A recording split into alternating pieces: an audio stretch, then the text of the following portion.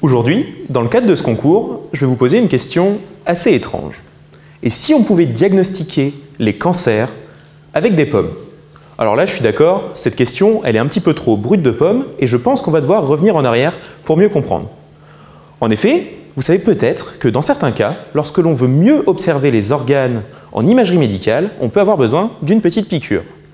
Et la plupart du temps, ces petites picouzes, elles contiennent une légère dose de radioactivité qui est éphémère. Et clairement, c'est là que mes pommes, elles vont rentrer en jeu.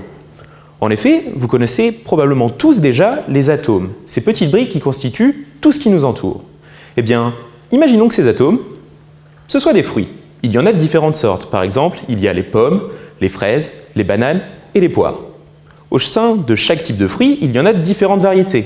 Par exemple, pour les pommes, il y a les golden, les rainettes et les granny. En chimie, les différentes variétés d'un même fruit, on appelle ça des isotopes. Et parmi ces isotopes, il y en a qui sont radioactifs. En effet, prenons l'exemple du fluor, noté grand F, nos bonnes poires d'Avranches, les fruits, pas les gens.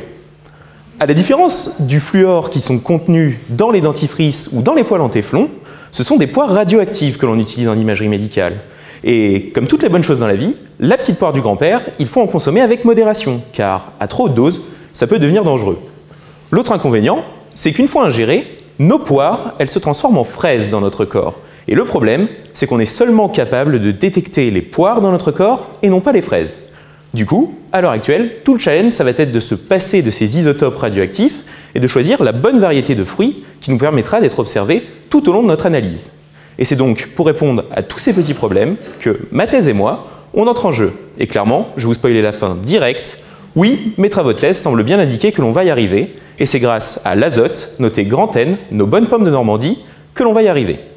En effet, je travaille sur une classe de molécules qui sont connues pour détecter les cancers. Et cette classe de molécules, je suis parvenu à les greffer avec une variété de pommes qui ne sont pas radioactives.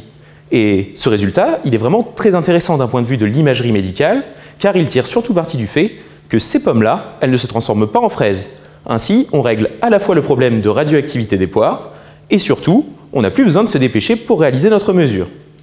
Du coup, à l'heure actuelle, tout ce qu'il me reste à faire, c'est à comparer les images issues de mon petit calva maison à celles de la petite poire du grand-père pour, dans un premier temps, améliorer ma recette et obtenir de meilleures images, et surtout, dans un second temps, pouvoir enfin vous dire que nous allons nous passer des poires radioactives en imagerie médicale et que nous pourrons diagnostiquer les cancers en IRM avec des pommes. J'espère ne pas vous avoir fait tomber dans les pommes avec toutes ces notions techniques. Je vous remercie pour votre attention et surtout, mangez des pommes.